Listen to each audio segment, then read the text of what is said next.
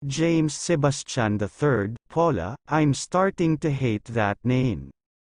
Ang kabilang bahagi ng isipan niya sa kamuling sinulyapan ang exit door na nilabasan ng babae. Arya, are you okay? Si James nang manatili siyang tahimik habang kumakain sila.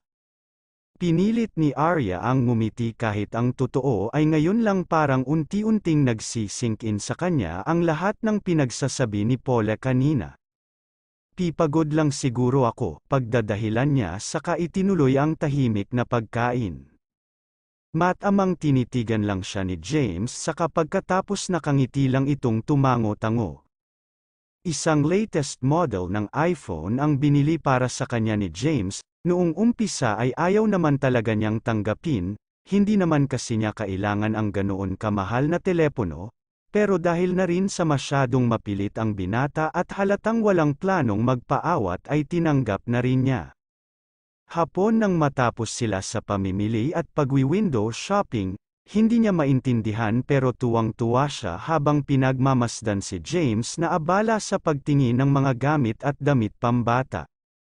I just can't wait for tomorrow, si James nang pareho na silang nasa loob ng kotse nito. Bakit? Anong meron bukas? Ang naitanong niya kay James. Nasa parking na sila noon ng mall at pasakay na ng kotse. I told you, ipapa-check up kita, sagot nito. Get inside the car please, dugtong pa nito. Bukas na ba? Aniyang natigilan ng mapaisip o bakit nang mapuna ng binata ang pananahimik. Noon natitigil ang pinakatitigan ni Arya si "Oh my God, I'm late", nang makatiyak ay naisatinig ni Arya. Nangingislap ang mga matang napangiti si James, hindi nga, anito. Napakagatlabi si Arya saka magkakasunod na tumango. Dapat 2 weeks before pa ako dinatnan, aniya nagbilang sa isipan niya. Kung tutuusin isang buwan na rin mahigit mula ng unang beses na may mangyari sa kanila ni James, at nasundan na iyon ng ilang ulit pa lalo na nang magkasundo nga sila nitong bibigyan niya ito ng anak, kaya naman hindi imposibleng mangyari na buntis na nga siya. Baka naman nahimigan niya ang magkahalong paghihinala at excitement sa tono ng binata. Hindi niya napigilan ang kakaibang haplos ng damdamin nang makita niya ang kakaibang kislap sa mga mata ng binata. Sa tingin mo, si Arya, noon sinulyapan ni James ang suot na relong pambisig. I think maaga pa. Pa-check up na tayo ngayon. Nasa tono nito ang pinalidad kaya hindi na kumontra doon si Arya.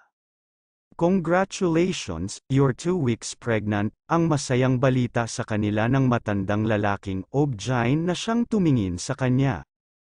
Agad na binalot ng matinding kaligayahan ang puso ni Arya sa narinig. At mas higit pang nagtumindi yun ng malinganan niya si James nang iting-ngiti at nangangislap ang mga mata sa kasiyahan. Really?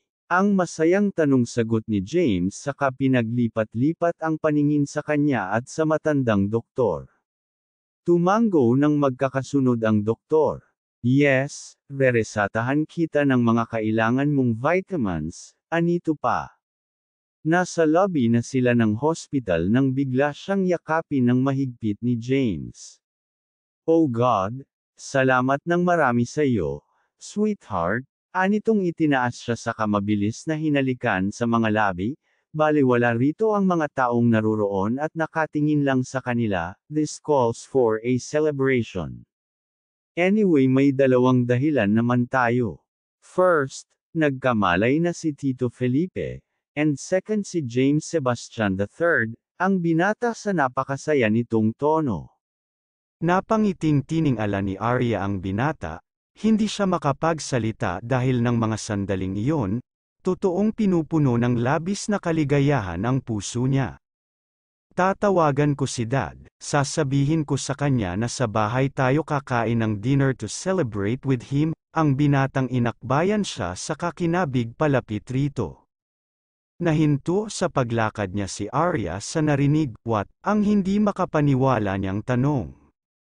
Nangangislap ang mga matang tinitigan siya ng tuwid ni James sa kapagkatapos ay masuyong din naman ng mainit nitong palad ang kanyang pisngi.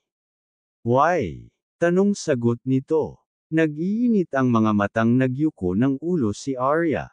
Pinigil niya ang mapaiyak at nagtagumpay naman siya roon.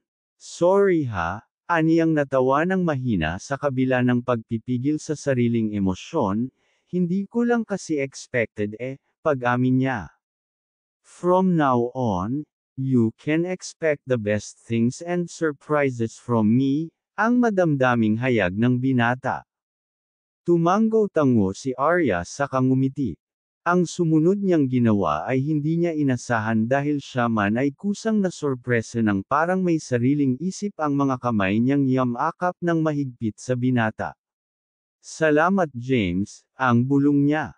Parang naestatwa sa kinatatayuan niya si James dahil sa ginawin iyon ni Arya. Hindi siya pamilyar sa masarap na pakiramdam na pumuno sa puso niya. Pero sigurado siyang iyon ang dahilan kung kaya nagkaroon siya ng dahilan para yakapin rin ng mas mahigpit ang dalaga.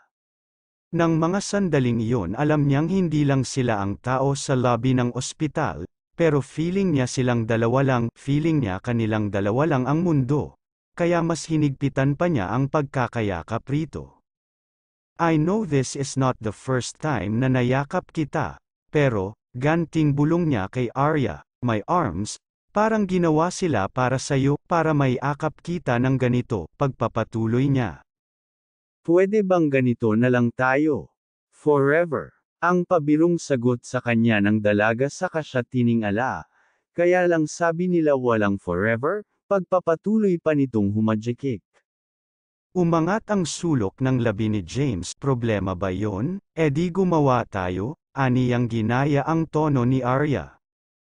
Nakita niya ang matinding pamumula sa mukha ni Arya sa sinabi niyang iyon at katulad ng dati, may kakaibang saya siyang nararamdaman sa puso niya habang pinagmamasdan ito. Parang bata lang. Anitong inirapan siya bagaman nakangiti.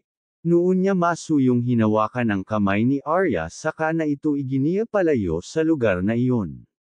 Naniniwala akong blessing ang batang iyan, ang sa halip ay makahulugan na lang isinagot na sa tingin niya ay naunawaan naman ng dalaga.